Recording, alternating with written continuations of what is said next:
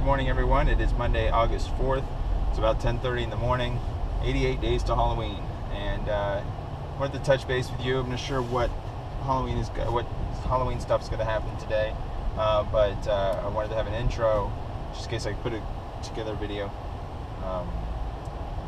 Today I'm going to be I work in real estate, so today I'm going to be cutting some lawns of a vacant property, a little side work that I do to make extra money.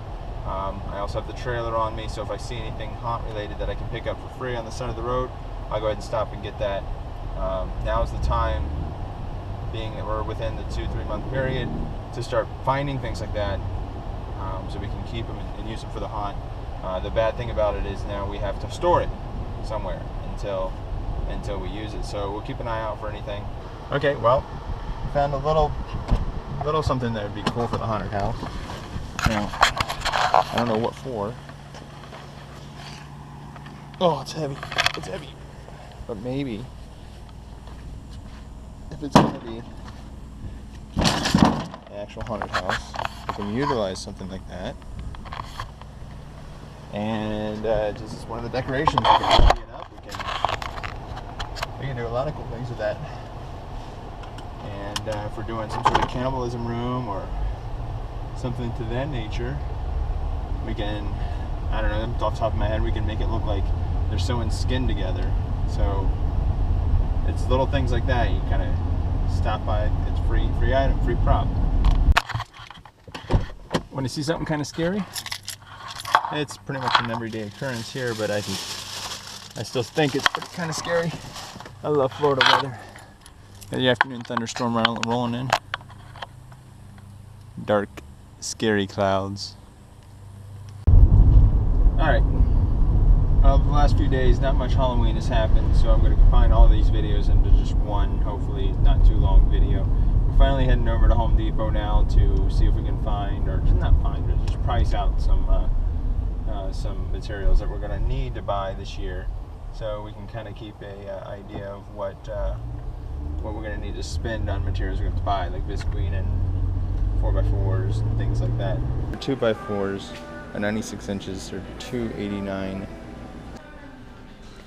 Chain link fence, 48 inches tall by 50 feet long, $54.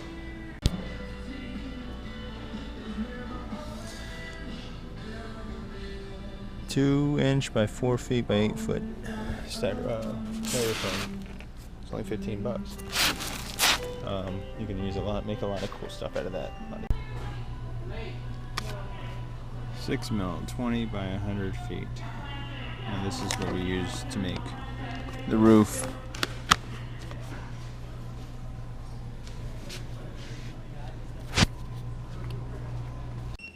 Alright, well, I took my measurements and I got a little creative when it comes to how I did the measurements.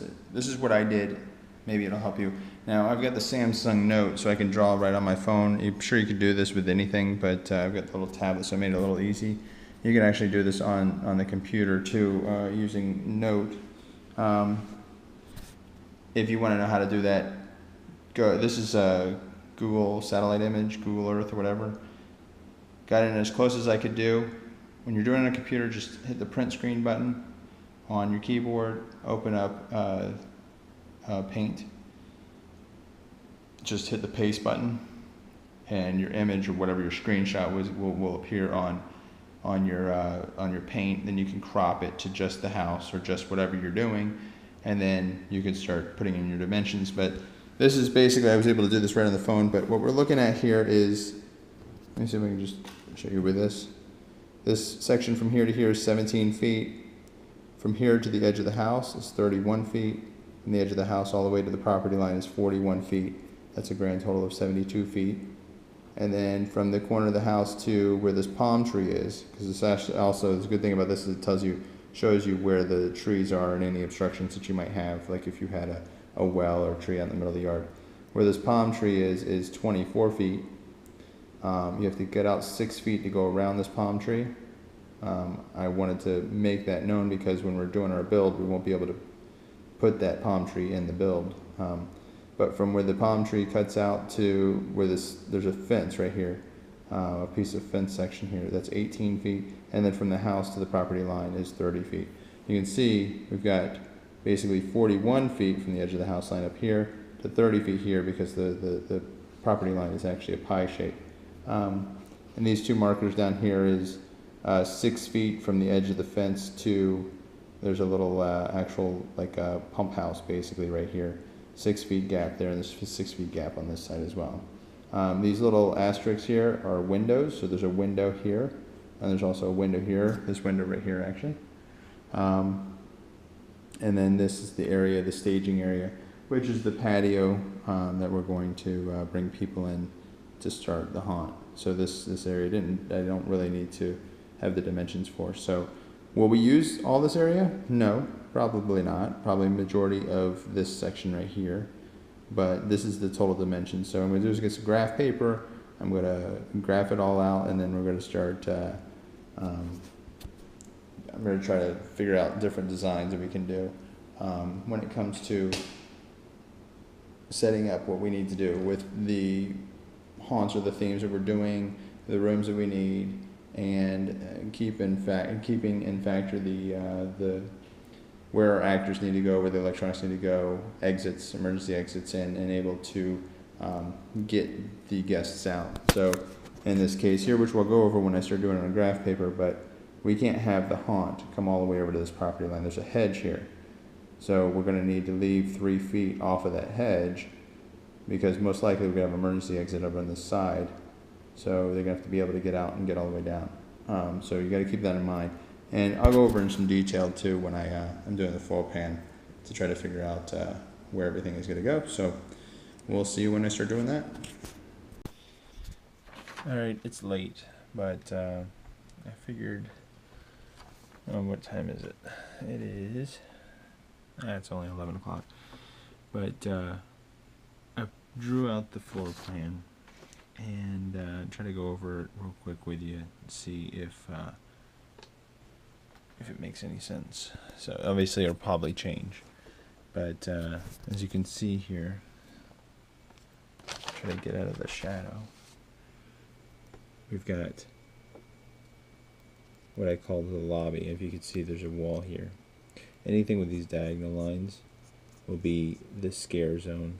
This is where our actors will be able to go through the haunt without being detected. These X's here are emergency exits. Actually, I need to put another one about right here. And probably one. Well, this is the end. This is outside. But let's walk through it here. So we've got the main door, entranceway. This is where the patio is. Main entranceway into the lobby. This is like the entrance or lobby or living room, whatever you want to call it, explaining that this is, you're going to experience your fears.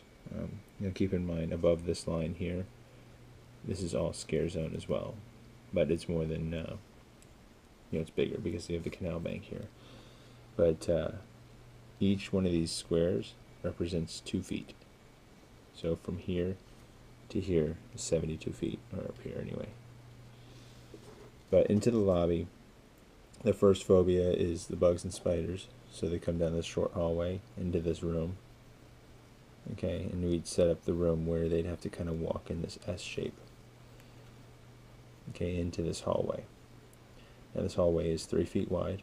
All the pathways for the guests to walk through are at least 3 feet wide. Okay. Coming down this hallway, you can see that the only scare down the first path of this hallway is going to be on the left-hand side. So you can have a window, a hole in the wall, whatever you want to do here. This is the drop hallway. You see you have scares on both sides. You're going to have drop panels, at least 4 here, 2 on each side. Coming down, you see this here is also a scare can be coming out of this wall right here. And then down this one hallway, again, it's just one-sided scare. Entering into the doctor room where you'll have the other phobia of just doctors, dentists, whatever the case may be. And again, set up in a room where you have to kind of make an S. Alright, there's an emergency exit here. Someone just can't make it. They come all the way down the end and out to the outside.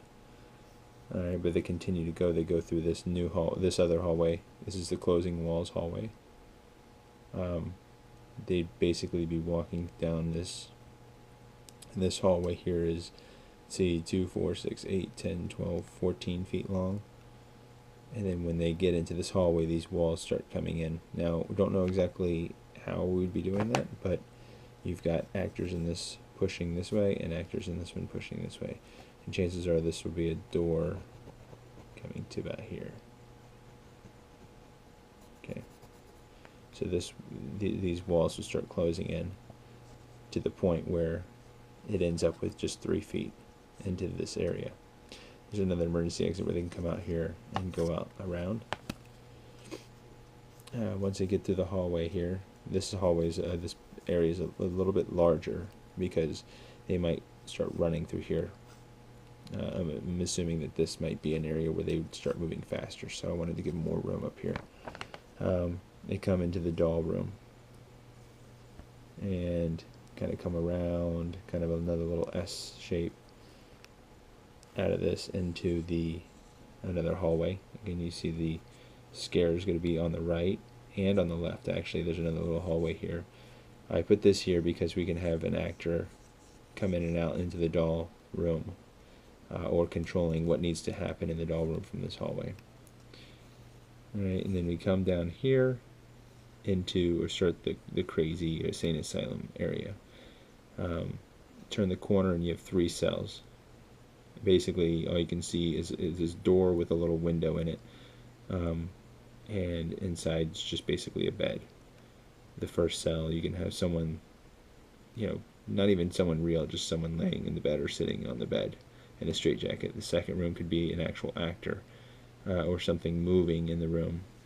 The third one, I was thinking the door could be opened and the room could be empty. You turn this hallway and you walk down this kind of wider hallway into, this is another cell. You see these X's indicate that this is actually a room that the guests don't go into, but they can see into. So as they walk down this hallway, which is 2, 4, 6, 8, 10, 12, 14, 16 feet long, the light comes on and off. The actor in this room, every time the light is on, is in a different area or doing a different thing. By the time that the guests get down to the end, the cell door will open and the crazy will come out and then come down this hallway. And this basically enters into the clown area. Now, I made the clown area purposely a little larger because we have a lot of decorations and because it's it, in my opinion, is one of the more scarier themes we're doing. The clown maze comes through here. Pretty simple and easy. A couple of actors, 2 or 3 actors here. You've got this whole hallway here where they can dart in and out. They can go from this room to this room. After this guest turn the corner, this scarer can come into this room and get them back when they come back through here. So, and then comes into the cannibalism room or the kitchen. Okay, and basically you have a large room here, maybe a dining room here, a couple of scares, and then comes out to the backyard per se of the haunted house, which will be the final open area, which where you see the final scare, where the last scare, whatever that may be, will chase them out. So this is what I came up with, actually utilizing the entire backyard, the majority of which would be covered. So actually didn't think I would be using this much of the area, but if this was the plan, which I'm going to say it's not going to be the plan, because things will change, and I have 4 other people to go over and agree to all this, then this would be a pretty substantial, large haunted house for the backyard. So that's just my first scenario, first setup. So let's see, I'll keep this one, I'll make another one, and there's really no rhyme or reason, but you have to keep in mind the scare areas for your haunt, your workers, okay, to be able to get from room to room, be able to get around the haunted house without being seen by the actors. I mean, by the guests. Sorry. In this, and I think I'm going to do this right here, because right here is the house. Okay, this is the actual house. Right about here is a window, a big window. I'm thinking just for comfort for whoever's running the behind the scenes, and safety and security for the equipment, and so it doesn't get wet for any reason. Thinking of having the brain of the haunted house be inside this room.